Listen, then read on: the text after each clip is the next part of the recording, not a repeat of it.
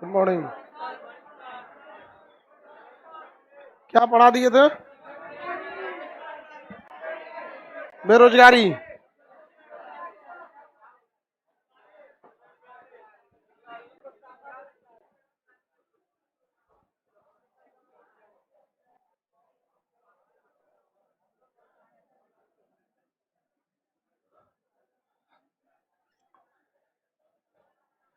शिक्षित बेरोजगारी पढ़ा दिए थे।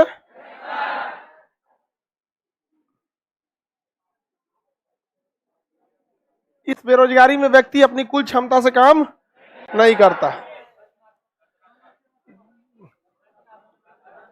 घर्षणात्मक बेरोजगारी में ये बहुत कम समय के लिए होता है। सबसे अल्पकालीन बेरोजगारी घर्षणात्मक बेरोजगारी, ज्यादा समय के लिए नहीं होता, बहुत कम टाइम के लिए होता है घर्षणात्मक में। और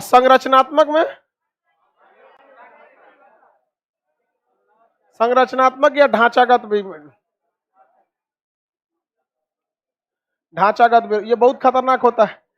जब कभी भी किसी चीज की डिमांड चेंज हो जाता है, डिमांड क्या हो जाता है? Completely change. देखिए, एक डिमांड का अपडेट होना और एक डिमांड का चेंज हो जाना और एक डिमांड का खत्म हो जाना, ये तीनों अलग चीज होता है। तीनों एक ही जगह लिख देते हैं।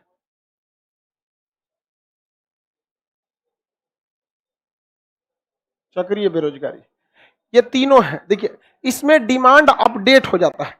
मोबाइल किसी ने छोड़ा नहीं है, बल्कि मोबाइल को क्या कर दिया? अपडेट कर दिया। मोबाइल छोड़ा नहीं है, बल्कि मोबाइल को क्या कर दिया? अपडेट कर दिया। यहाँ पर कुछ कर दी मम्मी, उधर ही घुमा दो, उधर। यहाँ हमको ज्यादा मतलब गर्मी उर्मी का में प्रॉब्लम नहीं रहता है, उधर ही घुमा घुमा दो मम्मी, उधर ही। अब लड़की सबकी ओर, हाँ बस। उस सबको ज्यादा दिक्कत रहता है इस बात की, कब कौन बेहोश होगी किसी को नहीं पता रहता। ठीक है, यही बकलोलिया कौन सी कर रही है सब? नहा के आया करो, लो गर्मी कम लगेगा।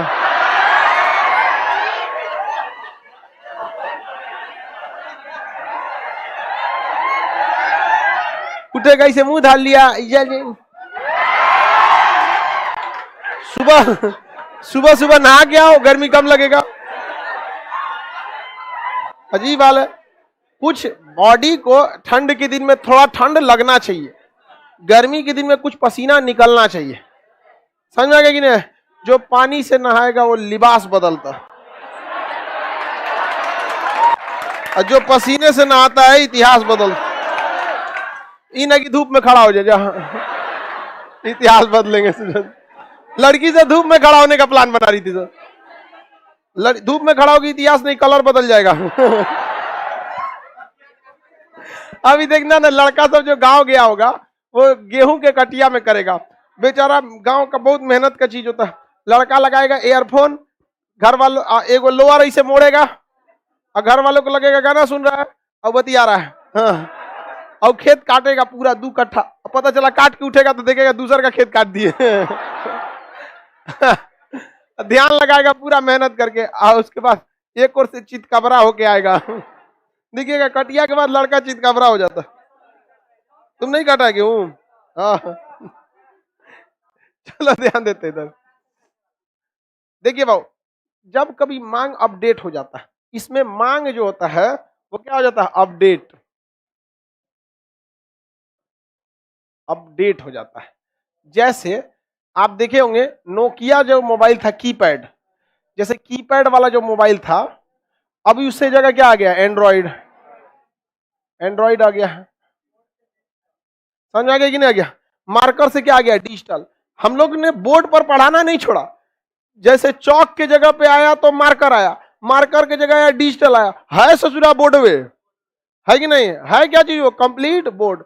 तो जब कभी मांग में क्या होता है, हल्का सा कीपैड के जगह पे क्या आ गया? एंड्रॉइड आ गया। लेकिन संरचनात्मक में क्या होता है? मांग जो होता है ना, मांग ये अपडेट नहीं होता है। मांग क्या हो जाता है? चेंज हो जाता है। मांग कंप्लीटली क्या हो जाता है? चेंज हो जाता है। अपडेट होने में और चेंज होने में अंतर होता है।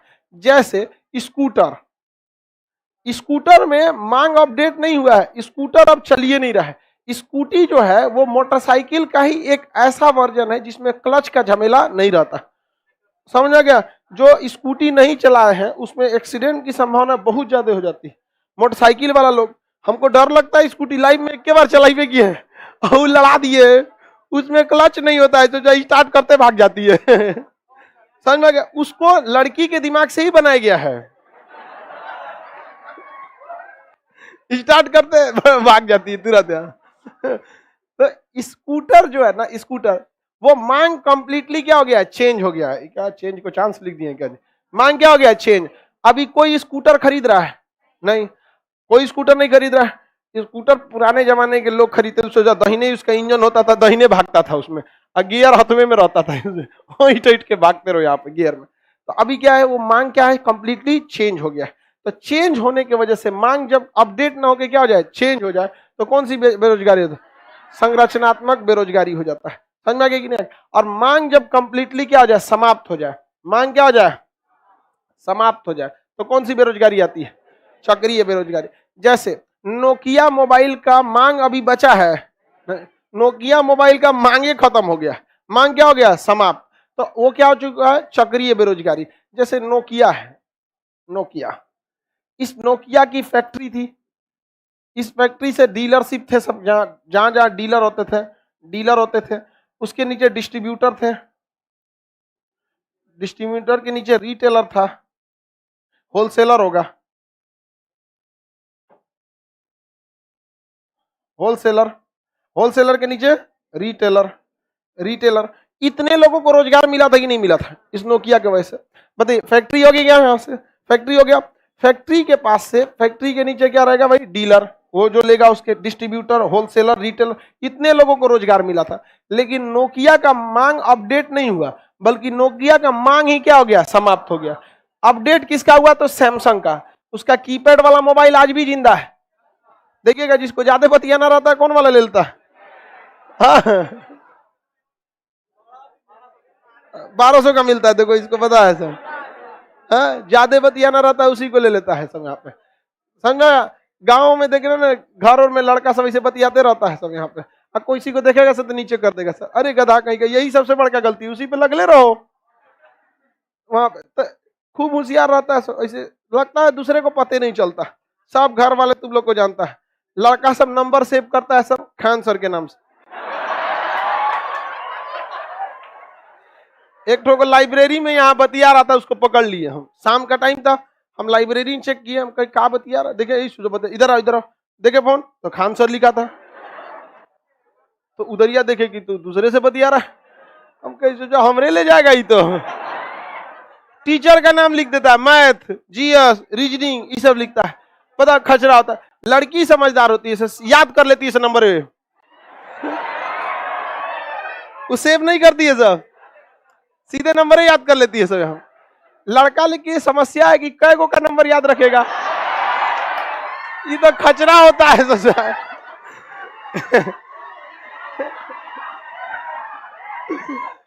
पूरा कचरा होता है यहाँ पे लास्ट का एक आधा अक्षर याद रखता है और में गड़बड़ा जाता है, कोना का रे आगे देखते हैं हम लोग।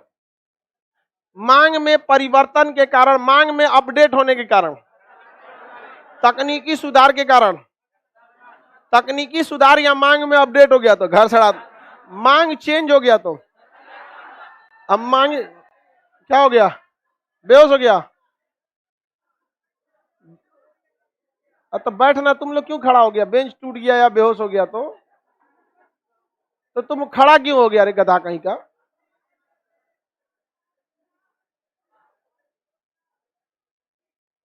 ए पड़ोसी वाला,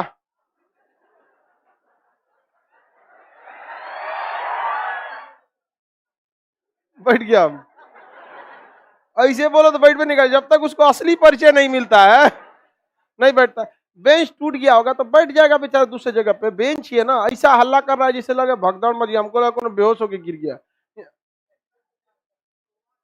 मैं आज तक बेहोश ही नहीं हुआ हूं कभी आओ क्लास में। देखो भाऊ, ये समझ में आ गया, शिक्षा के योग्यता के अनुसार रोजगार नहीं मिलेगा तो शिक्षित बनो। मशीनरी में टेक्नोलॉजी चेंज होगा या अपडेट हो जाएगा तो घर्षणात्मक बेरोजगारी। मांग में परिवर्तन हो गया तो संरचनात्मक बेरोजगारी। जैसे अगर आप ध्यान से देखिएगा तो साड़ी, बनारसी साड़ी एक होता था पहले उसका बहुत डिमांड होता था। अभी क्या है कि वो मांग चेंज हो रहा है, अब उतना नहीं डिमांड रह गया। तो आप गर्ल्स लोग बताइए क्या अभी उसका डिमांड बचा है उतना? अरे वो बस ब्याह शादी में एगो ऐसे दे दिया जाता है, जा यहाँ पे उसका ब्रांड होता है लक्ष्मीपति। चलो ध्यान दो इधर। तो वो सुनो ध्यान से, तो जब कभी भी धीरे धीरे मांग में क्या होता है, चेंज आने लगता है, तो संरचनात्मक क्या आती है, बेरोजगारी आती है। संरचनात्मक बेरोजगारी, जैसे अभी देखिएगा धोती वगैरह का सिस्टम साउथ में बचा हुआ है, नॉर्थ में लगभग जो बूढ़े हैं लोग वही ये पहन रहे हैं। तो धीरे धीरे क्या हो रहा है, चेंज हो रहा है। तो बताइए उसमें कौन सी बेरोजगारी आएगी, ढांचागत बेरोजगारी, संरचनात्मक या ढांचागत? असमाप्त हो गया तो कौन सा, चक्रीय बेरोजगारी। पहले एक फैशन हुआ करता था, पैंट के नीचे चेन लगा लेता था, मोहरी के नीचे चेंज लगा, अल्लाह सराते हुए चलते रहता था सर। अभी वो मांग पूरी तरह से क्या हो गया, समाप्त। अब कोई चैन लगाता है तो कोई रिगा देगा सर, रे कौन सी लगी रे, समझ में कि नहीं? अब पहले एक तो बेल बॉटम चलता था पैंट में, यहाँ पर खूब टाइट रहता था और नीचवा जाकर ऐसे इस तरह का पैंट रहता था।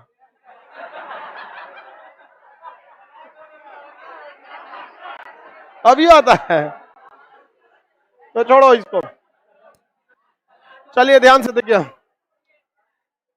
आगे। ये सब अब महिला में चल गया ये सब फैशन, पहले अमिताभ बच्चन इसी टाइप का पहनता था। चलो बाबू ध्यान से समझो, लड़की सब अपना अपना बताए सर हम लोग में अभी ये फैशन जिंदा है। हाँ जिंदा रहता है उसको। देखो ध्यान से, यहाँ पे मांग में अपडेट या तकनीकी परिवर्तन के कारण घर्षण, मांग पूरी तरह से चेंज हो गया तो, और पूरा तरह समाप्त हो गया तो चक्रीय। ज्यादा खतरनाक होता है संरचनात्मक बेरोजगारी और चक्रीय बेरोजगारी, क्योंकि यह मांग पूरी तरह से चेंज हो रहा है, अपडेट नहीं हो रहा है, तो लोग इसको छोड़कर दूसरे चीज पर शिफ्ट हो जाएंगे, तो ये वाला पूरी तरह खत्म हो जाएगा और ये तो पूरी फैक्ट्री बंद हो जाती है। चक्रीय बेरोजगारी सबसे कम समय के लिए कौन सा होता है, मौसमी बेरोजगारी पढ़ाई दिए थे, कौन सी, मौसमी बेरोजगारी ये बताई दिए थे। और क्या बता दिए थे, छिपी बेरोजगारी, छिपी या प्रछंद बेरोजगारी, प्रछंद। इसको डिस्टिंग्यूश अनएम्प्लॉयमेंट कहते हैं, सीजनल अनएम्प्लॉयमेंट कहते हैं, साइक्लिक अनएम्प्लॉयमेंट कहते हैं, इसको structural unemployment, frictional unemployment and educational unemployment कहते हैं। अनएम्प्लॉयमेंट के प्रकार समझ में आ गया कि नहीं आ गया? किस प्रकार की बेरोजगारी में व्यक्ति अपनी कुल क्षमता से काम नहीं करता है, किस प्रकार की बेरोजगारी में मजदूर की सीमांत उत्पादकता शून्य होती है, छिपी बेरोजगारी में। किस प्रकार के बेरोजगारी में मजदूरों की संख्या ज्यादा लगी रहती है, छिपी बेरोजगारी में। हाँ छिपी बेरोजगारी। अब मौसमी बेरोजगारी तो समझ में आ ही रहा है, अपने करनी से ये लोग रहते हैं लोग बेरोजगारी। अब जब आप एक मौसम का काम सीखे तो भाई पतझड़ सावन बसंत बहार सब मौसम का आप काम क्या कर लीजिए, सीख लीजिए, वो जरूरी होना चाहिए। चक्रीय बेरोजगारी, साइक्लिक अनएम्प्लॉयमेंट, जब कोई फैक्ट्री पूरी तरह से बंद हो जाती है तो साइक्लिक अनएम्प्लॉयमेंट होता है। अभी हाल ही में एक अमेरिका की कंपनी यहाँ से चली गई, फोर्ड कंपनी। फोर्ड कंपनी की गाड़ियां बड़ा फेमस थी। फोर्ड में जैसे सेवरलेट गाड़ी थी, टवेरा फोर्ड की आती है ना, सेवरलेट की आती है, टवेरा सॉरी, सेवरलेट कंपनी अलग। फोर्ड की दो गाड़ियां काफी फेमस थी, एक इको स्पोर्ट फोर्ड की थी, इको स्पोर्ट, और एक इंडिवर। ये दो प्रमुख गाड़ियां थी फोर्ड की, जिस वजह से बंद हो गई, वहां से चला गया यहाँ से कंपनी, तो उसके से जुड़े सारे लोग क्या हो गए, बेरोजगार। अब वो दूसरे जगह पे शिफ्ट हो जाएंगे। टाटा कुछ को खरीद लेगा, कुछ को महिंद्रा, कुछ को ले लेगा, सबको तो नहीं ले सकता है, टेक्निकल वालों को ले लेगा यहाँ पे। तो ये काफी ज्यादा खतरनाक हो जाता है चक्रीय बेरोजगारी। एक साथ सबसे ज्यादा वर्कर्स को बाहर कौन निकालता है, चक्रीय बेरोजगारी, एक साथ पूरे लोगों को लेकर चला जाएगा। अब भारत में ही देखिए कितने लोग सैमसंग के मोबाइल के बिक्री में लगे हुए हैं। बस एक बार बंद कीजिए ना, सैमसंग वीवो एंड्रॉइड मोबाइलें बंद कीजिए एक बार, बस कितने लोग बेरोजगार होंगे चक्रीय बेरोजगारी में। हालांकि गवर्नमेंट पागल थोड़ी हो जाती है जो बंद कर देगी, लेकिन आप एक तरफ से देखिए कितने ज्यादा बेरोजगार हो सकते हैं। तो बेरोजगारी समझ में आ गया कि नहीं आ गया? बेरोजगारी का आंकड़ा रखता है national sample survey organisation, NSSO. बेरोजगारी का आंकड़ा किसके पास होता है, किसके पास, एनएसएसओ। एक चक्रीय बेरोजगारी आया था कंपनी में, सहारा कंपनी का नाम सुने थे, सुब्रत राय का, अभी भी मैटर चल ही रहा है, कितने लोगों का पैसा डूबा वहां पर, और ये डूबा था केवल और केवल ईगो प्रॉब्लम की वजह से। सेबी जो है ना, सेबी देख रही है, वो मतलब क्या ही बताएं हमारे देश में। अब जैसे इनकम टैक्स है, सोनू सूद पे छापा मारा, क्या चोरी किए थे वो? नहीं, सोनू सूद पे छापा बस यही कहा गया था कि जो इनके पास ट्रस्ट का पैसे आए हैं ना, वो पैसे उसको इन्होंने टाइम पे खर्च नहीं किया। तो अरे भैया का पैसा लुटा दे, जरूरतमंद है या नहीं इसकी भी जांच करना है कि नहीं है। आप अपने पिताजी से पैसा मांगिए, देखिए ना टाइम से नहीं देंगे, एक दो दिन जांच करके देंगे जरूरत है कि नहीं है। और वो इंसान उतना किया, ओकरा पे ठोक दिया। यहाँ पर सुब्रत राय वाले केस में भी यही हुआ। सेबी अगर इस मामले को 6 महीना साल भर दबा देती और सुब्रत राय को इंटरनल क्या दे देती, मौका दे देती कि तुम सुधार दो, वो कंपनी नहीं डूबती, बेल आउट पैकेज दे देती, कुछ भी करके अगर मामला को इंटरनली नहीं दबाती। लेकिन ना, सेबी के अधिकारी हैं, यूपीएससी में 3rd ग्रेड से आए हैं, तो क्या है दिखाएंगे नहीं। ले कितनों को बेरोजगार किया इसने, कितने लोगों को बेरोजगार, लोगों को अच्छा खासा आय मिला था, लोगों की सेविंग्स डूब गई। उसको मौका देना चाहिए, उस सुधार के उसको कर देता। प्रॉफिट मेकिंग कंपनी थी उसकी, जहाज वगैरह, जहाज बनता था, अखबार आता था, हॉस्पिटल था, दुनिया भर का चीज। लेकिन नियम कानून के चक्कर में सब चौपट कर दिया वहां पर। तो वो उसने कौन सी बेरोजगारी ला दिया? चक्रीय बेरोजगारी। कई लाख लोगों को रोजगार मिला था, एक को सेबी दिया नहीं। अब पैसा भी डूब गया जो अलग है, तो एक को तो जिनको बेरोजगार किया ही, और जिनका पैसा डूबा वो डूब गया। बेटर होता कि उसको चुपचाप शांति से मैटर निकलवाता, पहले कहता कि जितने लोगों का पैसा है उसको कितने दिन में निकलवा दोगे, उस हिसाब से हम तुमको टाइम देंगे। लेकिन सेबी आगे पढ़ना है, SEBI security and exchange board of India, आगे बढ़े, किसी को कोई दिक्कत नहीं है यहां तक में। बेरोजगारी का आंकड़ा कौन देता है? NSSO। सबसे अच्छा मोदी जी काम किए हैं, जानते हैं क्या? एकरे खत्म कर दिए।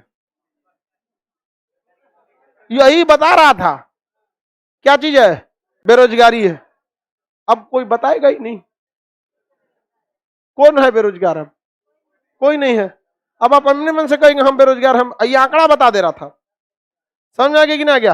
अब कोई बेरोजगार नहीं है, क्योंकि जो बेरोजगारी बता रहा था वही अब नहीं है। NSSO एक वही बेरोजगार हो गया। ये बेरोजगारी को बता रहा था NSSO, अभी क्या हो गया? वही बेरोजगार हो गया। NSSO खत्म। ये बेरोजगारी भी बताता है, साथ साथ NSSO गरीबी का भी आंकड़ा बताता है। किसका आंकड़ा? गरीबी का। देखिए, गरीबी बड़ा उटपटांग चीज होता है। ये दो तरह से होता है, एक रियल में जो गरीब है, एब्सोल्यूट पॉवर्टी होती है जो गरीब है, और एक तुलनात्मक रूप से गरीब है, जैसे हर इंसान किसी न किसी के आगे गरीब है, समझ में गया? लेकिन वो हम एक होता है कि किसी से कंपेयर करके, और एक होता है एब्सोल्यूट गरीबी, हाँ रियल में है। तो गरीबी की परिभाषा क्या होती है? देखिए ध्यान से, बेरोजगारी की परिभाषा होती है कि बाजार में जो कीमत है, बेरोजगारी मतलब क्या होता है? बाजार में जो कीमत है, हमें उस कीमत पर काम ना मिले या टाइम पर काम ना मिले, दो ही चीज में बेरोजगार होते हैं। अगर आपको प्राइस अच्छा ना मिले या टाइम पे ना मिले, समझा गया कि नहीं गया? अगर टाइम पे काम नहीं मिला या फिर कीमत पर नहीं मिला, अच्छे रोज जो बाजार में कीमत है, तो हम किस में चले जाएंगे? बेरोजगार में। जैसे अभी आपको कोई नौकरी दे दे और 4,000 रुपया पे नौकरी, 4,000 पे, तो आपको क्या नहीं मिला? सैलरी नहीं मिला। अब कोई नौकरी दे रहा नहीं, आपको 40,000 रुपया की सैलरी दे रहा है, तो ठीक तो है, लेकिन आपको 10 साल बाद दे रहा है, तो भी बेरोजगार। तो बेरोजगारी में दो चीज को शामिल किया जाता है, एक टाइमिंग, दूसरा सैलरी। उचित समय पर उचित मूल्य पर रोजगार न मिलना बेरोजगारी कहलाता है। अब बेरोजगारी के प्रकार बताई दी, कौन बताता है? NSSO।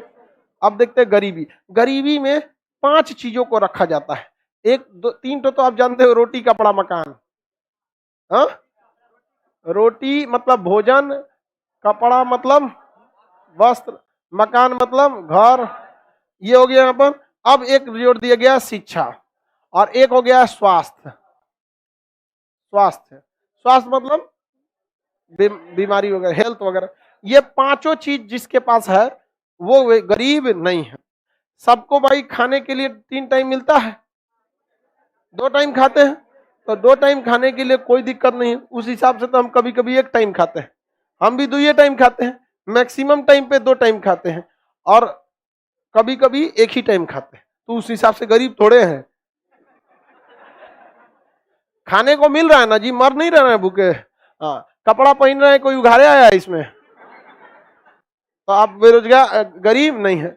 मकान है, किराए का है या अपना है? मकान है ना, तो मकान भी है, मकान नहीं है।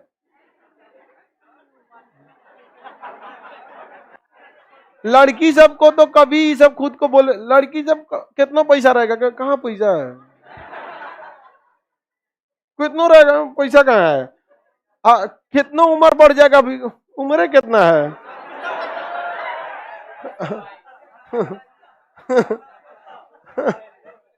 आगे बढ़ जाए। एक बार हम अपनी चाची से उम्र पूछे थे तो 19 बताई थी। हमारा हिम्मत अजीब हो गया, बताओ यार 19 बोल रहे। लड़का सबको उम्र से कोई दिक्कत नहीं, हम रियल बता देते हैं 42, क्या दिक्कत है। देखो कपड़ा जरूरी है, मकान किराए पर है, शिक्षा भी जरूरी है, और क्या जरूरी है, स्वास्थ्य। यानी जब आप बीमार पड़े तो पैसे की वजह से आपका स्वास्थ्य ना रुके, पैसे की वजह से शिक्षा ना रुके, पैसे की वजह से मकान ना रुके। अगर इसमें किसी एक में रुकावट आ रही है तो आप क्या है, गरीब। 2 गो में रुकावट आ गई और गरीब, 3 गो में हो गई महागरीब, 4 गो में गया दलित दर, 5 गया मर जाएगा अब। पूरा मर जाएगा यहाँ पे। अब आपको चौंकाने वाले आंकड़े यहां से मिलना चालू करेंगे। भारत में अभी भी गरीबों की संख्या लगभग 30 करोड़ से ज्यादा है, जबकि इतना छोटा सा आंकड़ा है गरीबी नापने का। आप देखिएगा बहुत सारे लोगों को शिक्षा नहीं मिलता है। सरकारी स्कूल का लेवल इतना ना नीचे गिरा दिया गया है, जिसके 2 रीजन है। एक तो उन लोग टीचरों से उल्टा सीधा काम लीजिए, कहीं और उठा के भेज दिए, दारू पकड़वाइए, कुछ कराइए। दूसरा, उनको सैलरी टाइम से मत दीजिए, सैलरी को टाइम से नहीं देता है, और सैलरी देगा तो आधा पौने तीसरी देगा, जितना होना चाहिए उतना नहीं देता। तो ये चारों चीज, 5 चीज अगर मिल रहा है तो आप किसमें नहीं है, गरीब नहीं है। लेकिन अगर इसमें कमी आ रही है तो क्या हो जाएंगे, गरीब हो जाएंगे। हालांकि ये जो आंकड़ा होता है ये एब्सोल्यूट आंकड़ा है, इसी आधार पर गरीबी नापा जाता है। लेकिन इसके अलावे भी कई अलग अलग आंकड़े बताए जाते हैं गरीबी के लिए। जैसे आप 2250 कैलोरी अगर ऊर्जा खा लेते हैं, कितना, 2250 कैलोरी, तो आप गरीब नहीं है। प्रतिदिन 2250 कैलोरी ऊर्जा मिल जाता है तो आप गरीब नहीं है। आप अगर 5 रोटी खा लेते हैं ना, 5 रोटी अब भुजिया, तो आपको 2400 कैलोरी मिल जाता है एक ही टाइम में। 5 रोटी और भुजिया अगर खा लेते हैं तो कितना कैलोरी मिल जाता है, 2400 कैलोरी। आई 2250 कैलोरी पे कह रहा है कि आप गरीब नहीं है। समझ में आ गया कि नहीं। एक इंसान को नॉर्मल जीवन जीने के लिए, एक दिन काटने के लिए 2400 कैलोरी एनफ होता है। अगर आपको दिन भर क्या मिल जाए, 2400 कैलोरी, तो दिन में आपको कोई दिक्कत नहीं आएगा। समझ में आ गया। बस मेहनत वाला काम मत कीजिएगा, क्योंकि उसमें ज्यादा वर्क लगता है। तो 2250 कैलोरी जो होता है अगर मिल गया आपको तो आप गरीब नहीं है। इसको अपडेट करके ले जा रहा है लोग 2400 कैलोरी पर। कितना पे, 2400 कैलोरी। ये बहुत नॉर्मल चीज होता है। एक टाइम भी अगर भर पेट खाना खा लिए आप तो आपको मिल जाता है कितना, 2400 कैलोरी। समझ में आया कि नहीं आ गया। तो ये गरीबी का भी एक तो नापने का अलग अलग तरीका होता है। कुछ गरीबी के नापने के तरीके में खर्च है, कितना पैसा खर्च कर सकते हैं। ये भी होता है कि 33 रुपया अगर आप शहरी क्षेत्र में रह के खर्च कर दे रहे हैं प्रतिदिन तो आप गरीब नहीं है। कितना रुपया, 33 रुपया। लेकिन अगर गांव के क्षेत्र में है तो कितना रुपया, 27 रुपया। यानी ये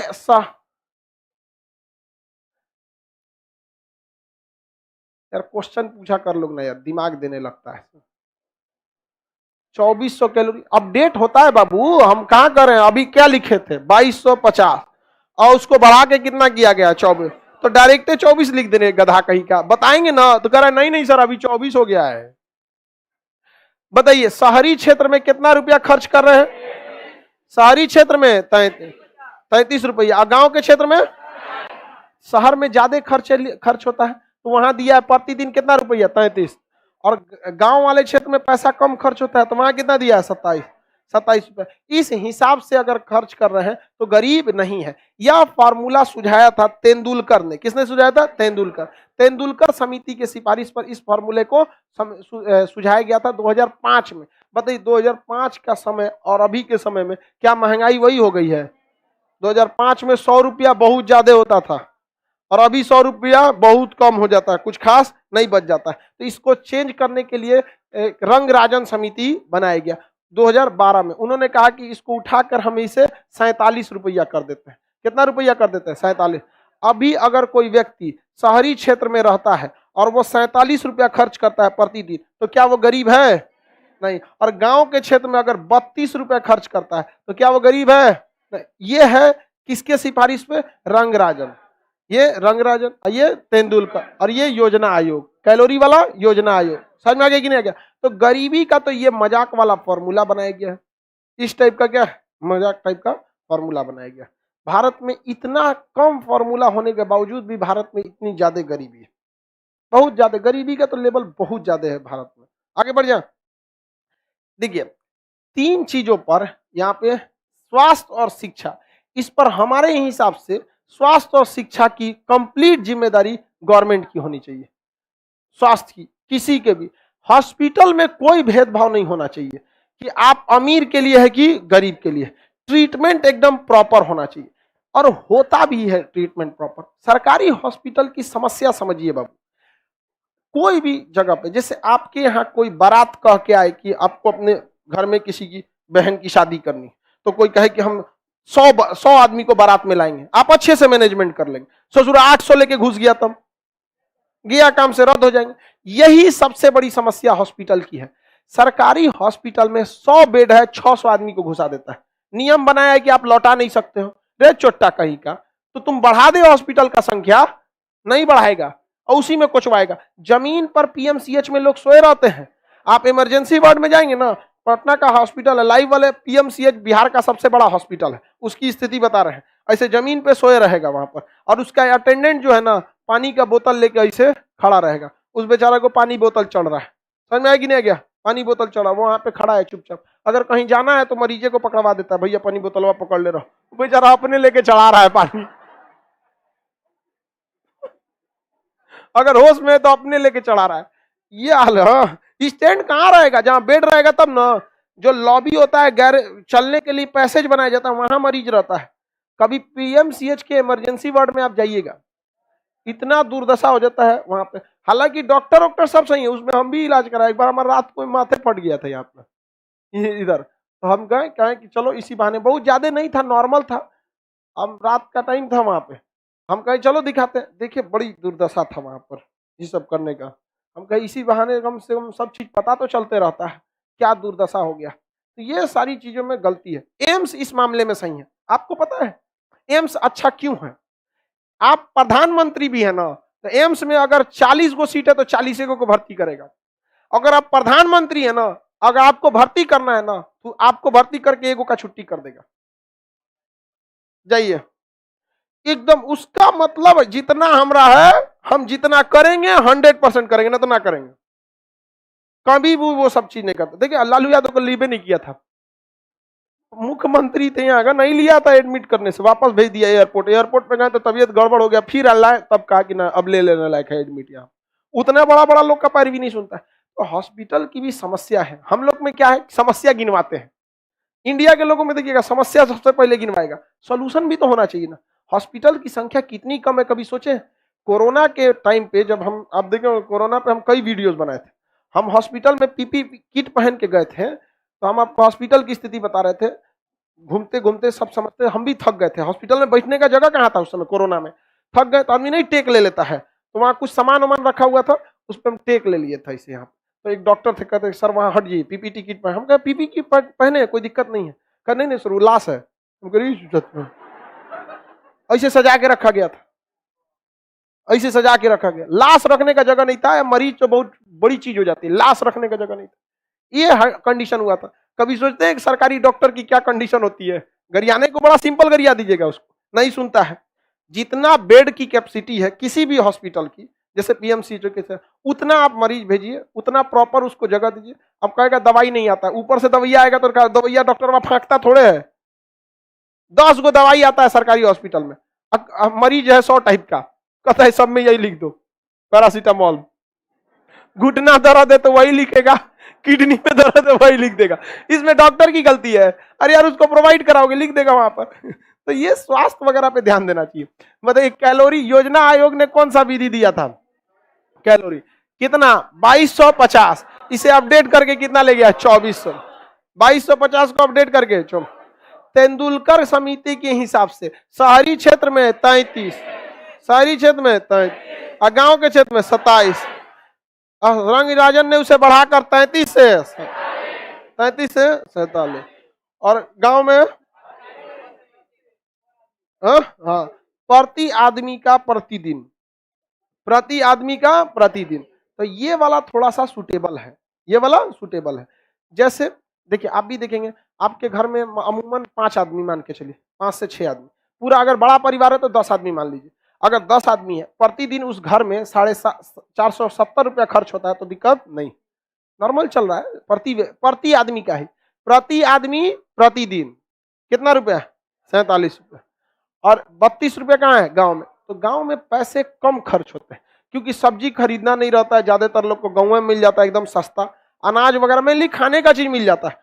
और दुकान गांव में बहुत कम रहती है इसलिए खर्च भी कम होता है। यहाँ तो लड़का जाएगा किताब खरीदने, बीच में चाउमीन देख लिया तो खा गया। हाँ, अगर कोनो दोस्त को देख लिया ना तो जानबूझ के पूछ देगा क्या हाल भाई, जानबूझ के कि कह देगा तो लो तुम भी खाओ। कई को खचरा होता है, सब बाद में आओ भी खा रहे हैं। क्या समझ में आ गया कि नहीं आ गया? किसी को कोई दिक्कत? ये है आपकी एब्सोल्यूट गरीबी, कैसी? एब्सोल्यूट पॉवर्टी, कि इतनी चीजें हैं तो आप गरीब नहीं हैं, और अगर नहीं है तो आप क्या हैं? गरीब। लेकिन एक होती है रिलेटिव पॉवर्टी, किसी दूसरे से तुलना करके बताया जाता है, दूसरे से तुलना करके। तो उसमें क्या किया जाता है कि एक आय फिक्स कर दिया जाता है, मंथली इनकम, घर का मंथली इनकम। आप आय प्रमाण पत्र बनवाने गए हैं, मिनिमम कितना बनाता है? हाँ? 8,000। मंथली कितना बनाता है?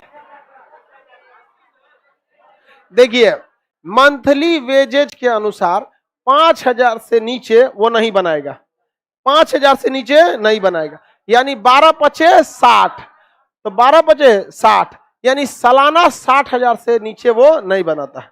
अब उसको इंक्रीज करके ले गया 72,000 पर, यानी सालाना मंथली 6,000 पर। मंथली कितने पर? 6,000।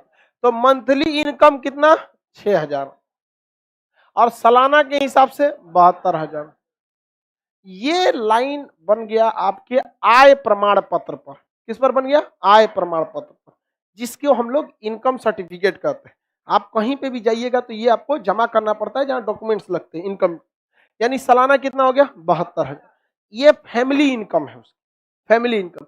जबकि बहुतों की फैमिली इनकम मंथ का 4,000 भी नहीं होता है। बहुत ऐसे फैमिली इनकम है जिनका नहीं होता है, 4,000 मंथली भी नहीं होता है। लेकिन जब वो सर्टिफिकेट बनाने जाएंगे तो इससे नीचे का सर्टिफिकेट नहीं बनाएगा। आप मर रहे हैं भूख से, लेकिन बनाएगा कितना? 72,000 सालाना, 6,000 रुपया मंथली। इस हिसाब पे सरकार इस लाइन को 6,000 रुपया महीना या 72,000 रुपया सालाना, इस इनकम लाइन को पॉवर्टी लाइन कहता है। क्या कहता है? पॉवर्टी लाइन कहता है। कौन सा लाइन? Poverty line. तो बताइए 6,000 रुपया मंथली क्या हो गया? पॉवर्टी लाइन है। अगर इसके ऊपर है यानी एबव है, क्या चीज है? एबव है, तो ठीक है, और नहीं तो क्या है? बिलो है। एबव है नहीं तो क्या है? बिलो है। दो ही चीज तो हो सकता है, या तो आप इस लाइन के क्या रहेंगे? ऊपर, या तो इस लाइन के नीचे। अगर इस लाइन के बराबर भी है तो इसको नीचे ही मान लिया जाता है क्योंकि क्रॉस तो किए नहीं है। तो या तो आप हो सकते हैं एबव पॉवर्टी लाइन, तो उसका जो राशन कार्ड बनता है एबव पॉवर्टी लाइन एपीएल वाला बनता है। और अगर नीचे है, बिलो है, तो बिलो पॉवर्टी लाइन क्या बन जाता है? Below poverty line. समझ में आ गया कि नहीं? Below poverty line. तो आप लोग का भी कार्ड जो होता है राशन वगैरह वाला का, वो कौन सा होता है? हाँ, बीपीएल कार्ड। कौन सा card? BPL card. BPL card गरीब लोगों को उस पर सरकार क्या देती है? अनाज वगैरह देती है, अनाज दे देती है। किसी को कोई दिक्कत? आगे बढ़ जाए। तो पॉवर्टी लाइन कितने हजार इनकम को? कितने? मंथली बताइए, ईयरली। सर मेरे पापा का बीपीएल नहीं बना रहा है, सीआरपीएफ में है, तो तुम गरीब है रे। अरे यार कम से कम तुम्हारे पापा का सैलरी 36,000 होगा अगर नया नया भी ज्वाइन किए होंगे तो। 36,000 अगर नया भी ज्वाइन किए होंगे तो होगा। और अगर पिताजी हैं तो आपके पिताजी हैं और आप इस उम्र में हमसे पढ़ रहे हैं, मतलब आपकी उम्र लगभग 18 के अप्रॉक्स है, तो आपके पिता की सैलरी कम से कम 50 से 60 हजार के बीच में होगा। समझ में आ गया कि नहीं? और उस पे भी ये बीपीएल कार्ड खोज रहा है। वो देखिए, गांव का जो वार्ड मेंबर होता है या आपके एरिया का वार्ड मेंबर, उसको क्या होता है कि वोट चाहिए होता है, तो केकरो बनवा देता है। समझ में आ गया? अमीर आदमी का भी बनवा देता है, गरीब आदमी का भी बन जाता है। आगे बढ़ जाए। अंत्योदय वो तो और खतरनाक वाले में आता है, वो बहुत ज्यादा गरीबी में। वो अंत्योदय एक अलग स्कीम है, ठीक है, वो इसमें ये नहीं है। जब हम आपको योजना आयोग पढ़ाएंगे ना, तो पंचवर्षीय योजना में एक अलग स्कीम बनाई गई थी जिसका नाम था अंत्योदय। उसको पॉवर्टी से नहीं था, वो इंप्रूव करने के लिए और था। अंत्योदय में कुछ अन्य चीजें भी दी जाती हैं, गेहूं चावल के अलावे भी दे देता है। अंत्योदय कार्ड है आपका? क्या क्या मिलता है? चीनी वगैरह मिल जाता है? नहीं देता? दाल वगैरह भी मिल जाता है। अरे देखो भाव, गवर्नमेंट देने का दे देती है, अब बीच में कोटेदार लूट ले वो अलग बात है। समझ में आएगी नहीं? क्या लूटने वाला एक अलग चीज हो जाता है। बीपीएल का मतलब समझ में आ गया? पॉवर्टी लाइन मंथली कितना है? 6,000 सालाना।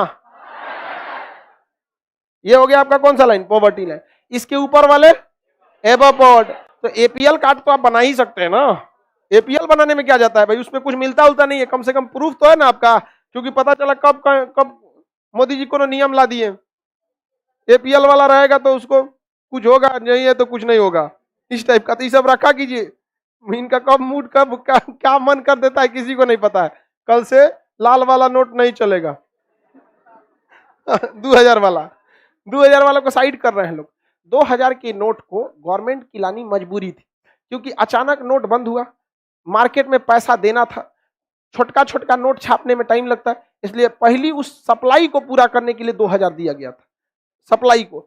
अब जब सप्लाई पूरा हो गया, अब बैंक वाला धीरे धीरे उसको रखते जा रहा है। अब आपके एटीएम से 2000 का नहीं निकलता होगा, निकलता है, रेयर हो गया है। अब 2000 बहुत कम मिल रहा होगा, धीरे धीरे उसको साइड कर दिया जाएगा और क्या हो जाएगा? 500। करप्शन कम करने के लिए मैक्सिमम नोट 100 रुपए का ही होना चाहिए। समझ में आ गया कि नहीं आ गया? अब तनी जाओ तो किसी को 10 लाख घूस देने बोरा में लेके, 10 लाख रुपया 100 का नोट हो गया तो कहां ले जाएंगे? बोरा। देखिए, गवर्नमेंट आपको जानबूझकर कहती है कि तुम करप्शन में इशारा करती है। कैसे इशारा करती है? कहती है कि 20,000 रुपया से ज्यादा का अगर आपको लेन देन करना है तो चेक से कीजिए या ऑनलाइन पेमेंट कीजिए, 20,000 रुपया। उसके बाद वो क्या करती है? 2,000 का नोट दे देती है। ये बताओ, 2,000 का नोट अगर 1 लाख करना है तो इजीली हो जाएगा। जब आपने खुद ही कहा है कि 20,000 रुपया से ज्यादा का पेमेंट करना है तो उसको ऑनलाइन होना चाहिए, तो ऐसा उसको मजबूर कर दीजिए कि ऑनलाइन हो जाए। अब 100 गो का नोट कर दीजिएगा तो 20,000 रुपया इतना हो जाएगा, तो इतना चल जाएगा। अब अगर उसको 1 लाख का पेमेंट करना है तो इतना हो जाएगा, अपने मजबूरी में नहीं जा पाएगा वहां।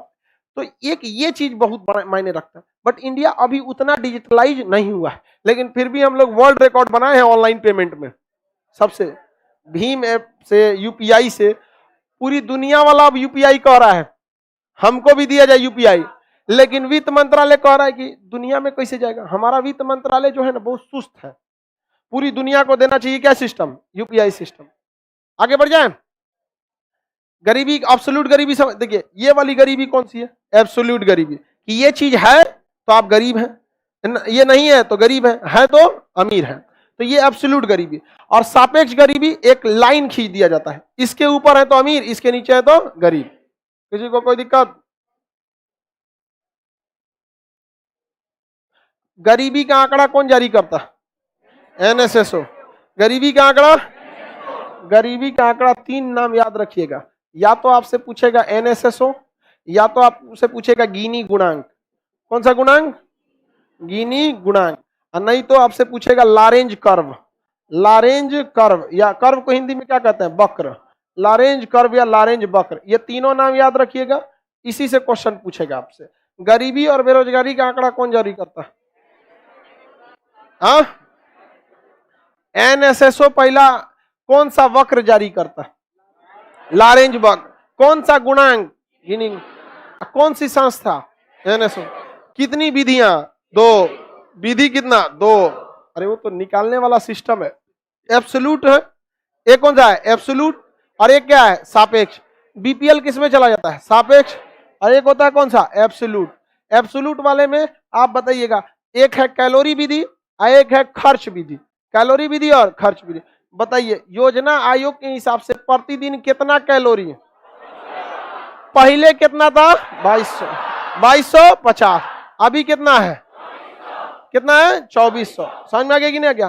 खर्च के हिसाब से ग्रामीण क्षेत्र में, हम शहरी क्षेत्र का नहीं पूछ रहे हैं, ग्रामीण क्षेत्र में तेंदुलकर साहब के अनुसार प्रतिदिन प्रति व्यक्ति 27, लेकिन अपडेट करके रंगराजन समिति 27 से बढ़ाकर 32। लेकिन अगर तेंदुलकर समिति की बात करेंगे तो ग्रामीण क्षेत्र में, शहरी क्षेत्र में 33, और 33 से बढ़ाकर 47 किसने किया, रंगराजन। हाँ, रंग। आपको गरीबी के हमने कई आंकड़े बताए इस सब में, जैसे कैलोरी विधि है, तेंदुलकर विधि है, रंगराजन समिति है। इसमें सबसे बेस्ट कौन सा लगा? हाँ, कौन सा, रंगराजन। समझ आया? देखिए ये कोनो बेस्ट नहीं है। जिंदा रहने को आप अमीरी नहीं कह सकते। समझ में आ गया? जीविका और रोजगार में अंतर होता है।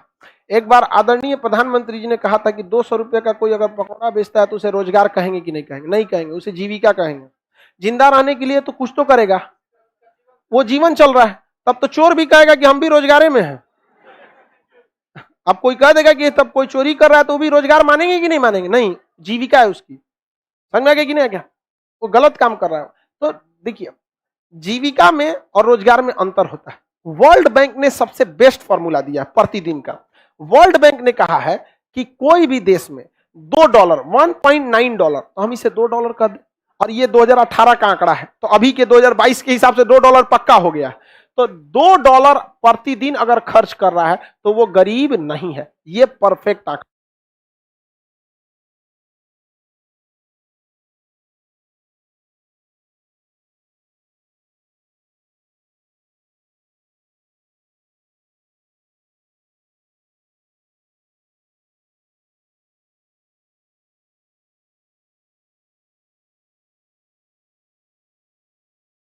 देखिए बाबू, वर्ल्ड बैंक ने कहा कि $2 प्रतिदिन कमाते हैं तो गरीब नहीं है। 75 रुपया का $1 है। ये $1 कितने रुपए का, 75, तो कितना हो गया, 150। ये एकदम एक्यूरेट आंकड़ा है। अगर घर का हर आदमी अगर 150 रुपया स्वतंत्र है खर्च करने का, तो क्या वो गरीब है? ये आंकड़ा हमको फॉलो करना चाहिए।